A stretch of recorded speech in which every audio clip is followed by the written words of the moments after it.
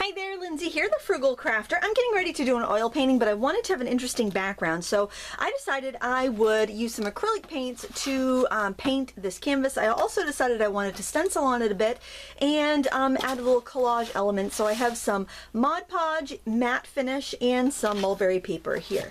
So I'm going to start off by sponging on some colors onto this canvas, and I'm honestly going really kind of low tech with this and low cost, and I am just going to squirt on some craft paints. You really should have shooken that up a little bit better. Whenever you see like kind of swirls in your paint, it just means your binder and stuff isn't mixed up. I'm going to be smooshing this all around with a sponge so I can mix it up at that point. But it's a good idea to shake them up real good. Sometimes when a bottle's like full and it's been sitting around for a while on a shelf or in your craft room, that will happen. So just kind of give you an idea there. If your paint's been sitting around, it's going to need a good shake. It just doesn't, it's harder to shake up when it's a full bottle. Alright, I think I probably have enough paint there. I also want to make sure I have like a really good chalky finish to it. And so I've got this leftover Martha Stewart chalk paint that I'm going to add. If I can get it open here. You basically just want to make sure it has plenty of tooth to it. And I think I'm just going to use a palette knife to get some of this out here. I love the texture of it. It's really nice. I think actually I'll start by spreading this around a little bit with a palette knife. This is really fun, I have to say. And then you don't have to worry about that paint that wasn't completely mixed up. Yeah, I got plenty on here. Now the other bonus to this is if you're using less expensive canvases like the value ones at the craft store that are very popular with like the sip and paint instructors, this will give it another coating of primer, because a lot of times those canvases only have like maybe 1 or 2 coats of primer, and sometimes your paint will drag a lot. I don't notice it so much if I'm using oils, but if I'm using acrylics, I definitely notice that, so it'll just kind of help. So I just got a sponge here and I wet it and squeezed out the excess, and now I'm just kind of pouncing on here to give it some texture. If you're using a craft store bottle paint like I am, you do have to be careful not to add too much water into the mix, otherwise you could end up with just like a really transparent color.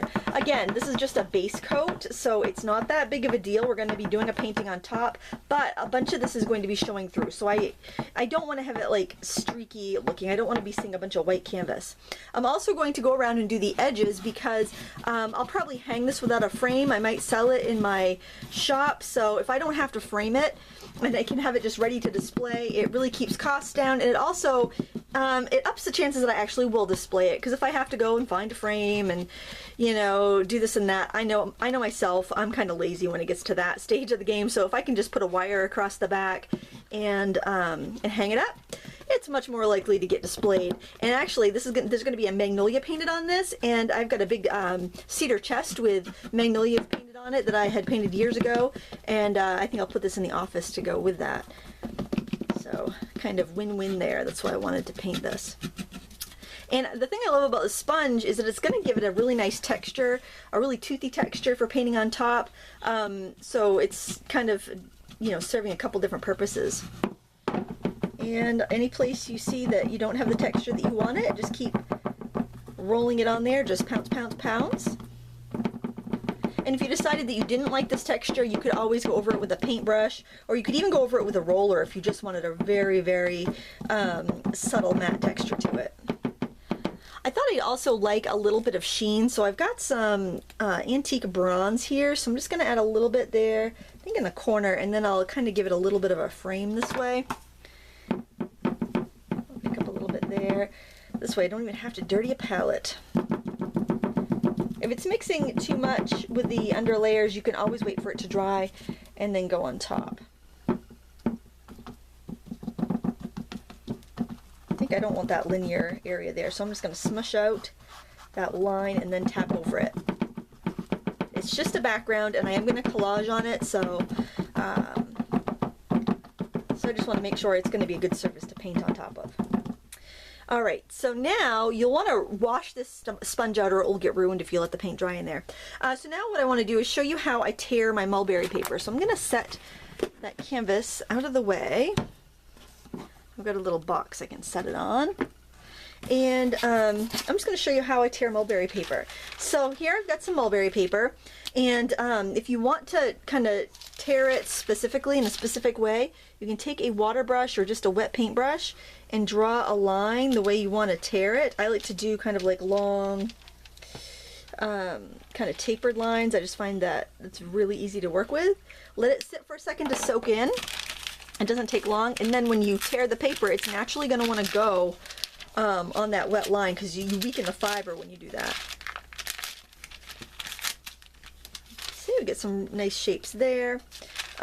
So I just want to, obviously, you know, if I wasn't doing a video, I should have moved this paper so I wouldn't have got paint on that, but not a big deal. Just, you know, don't do it on top of wet paint, obviously. And I'm going to do the same here. I just want to get some nice organic lines, but not get it in my paint again.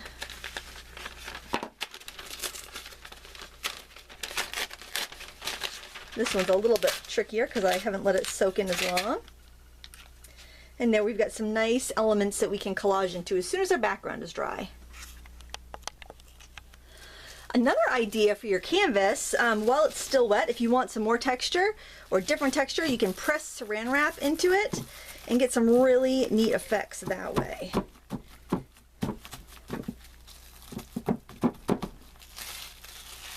Oh, I love the way that looks. I think I'm going to go ahead and do that on the entire area. You could also use a like an old plastic shopping bag for this too, if you have any. You'll get more texture if you scrunch up the plastic wrap.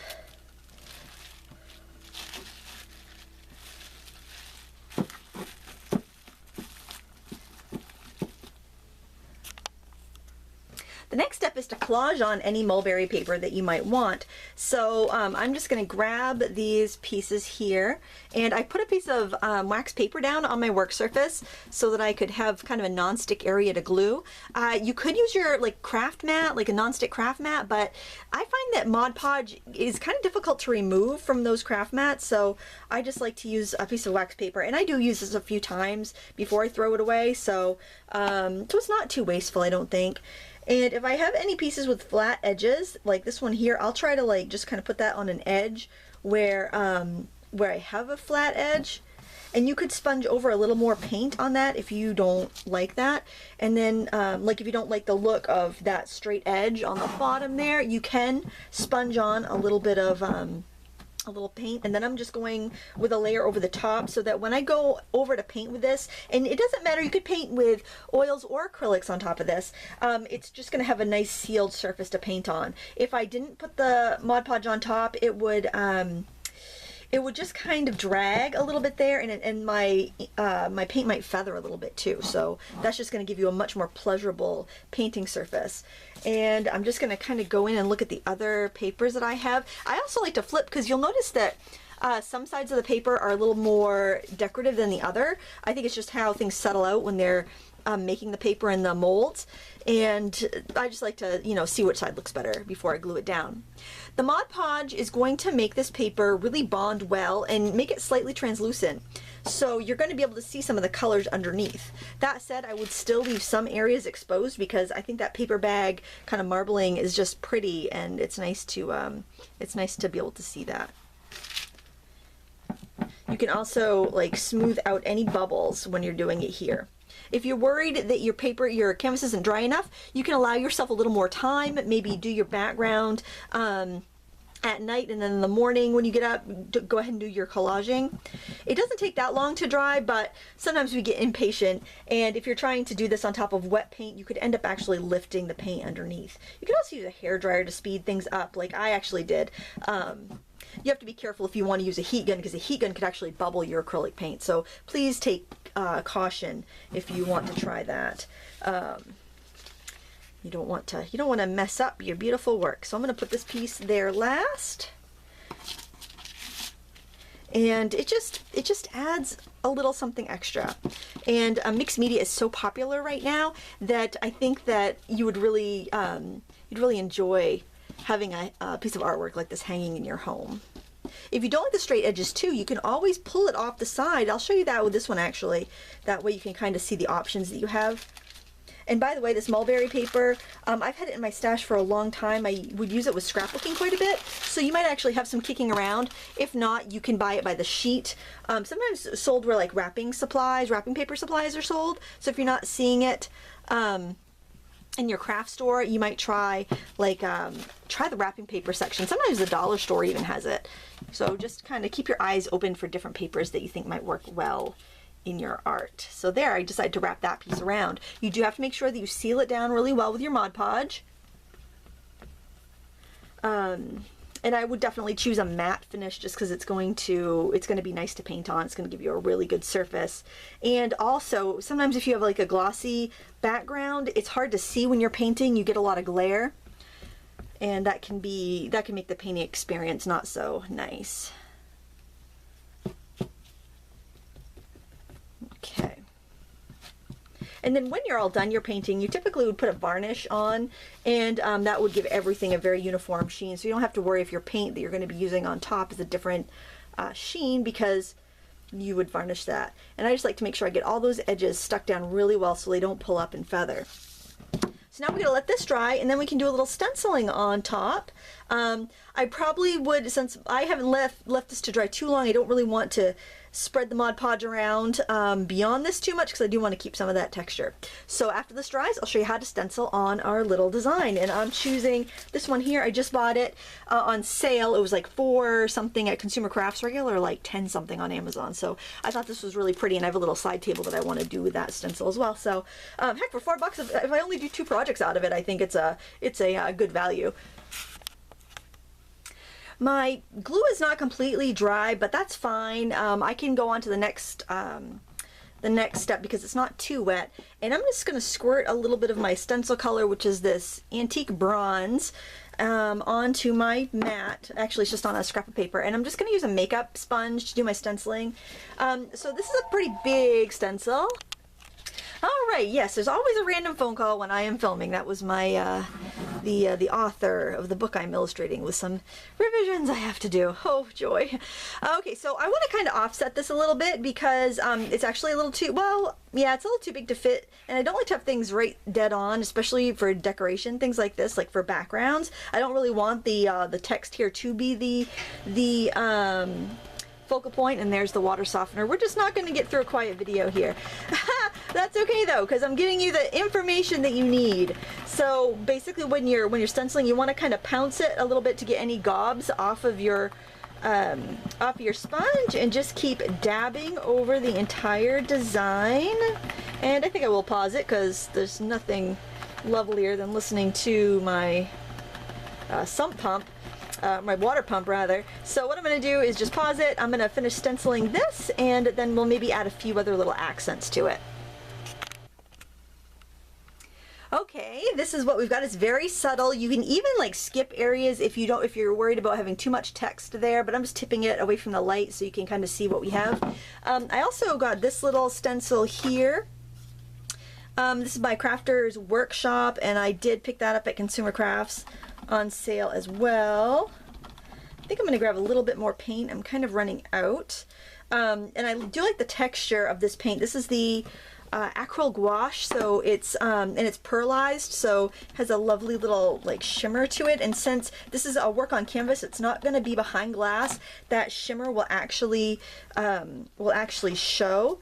So that's kind of nice. If you're like doing mixed media on paper and it's not in an art journal and it's going to be behind glass, you will lose a lot of that shine. Now, something I'll tell you, if you have a really a detailed stencil without a lot of space, you can actually rub the almost rub it like a stencil cream over the holes, and that will kind of push it in a little bit. You don't want to do that on a big area, or if you have really goopy paint, because it will smear underneath the stencil and give you some issues, but for this it works really well. Okay, so I just put a little bit on there. I didn't do too much because I didn't want to overdo it. And if you don't like it, if you're looking at it and you're like, geez, I wish I didn't put that on there, you can wipe it off. I'm also going to take some of that the leftover stuff on my sponge and just kind of rub it along the edges. Make sure that everything's dry if you do that. And that's just going to kind of antique it a little bit. And you can also rub out. If you feel like you've got a little too much pattern somewhere, you can rub it out.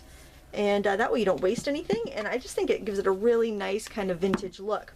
So that's pretty much it for prepping a mixed media canvas so that you can do like a more detailed, realistic painting on top. I think it's a beautiful look, and we are going to be painting on today's live stream, or it will be recorded, so if you're catching this late, I'll put a link to that, and you can know how I did the background for that in case you want to try it. But it's also a really great way to do any sort of background that you want to paint on top. I'll be able to paint on top of this with acrylics or oils. I'm going to use water mixable oils, so it's just a very versatile background, and it's great for those cheap canvases that you get at the craft store because they usually don't have the best surface on them to begin with. So thank you so much for watching. Give this a thumbs up if you enjoyed it, and I hope I see you later in the live stream today. Thank you, and until next time, happy crafting.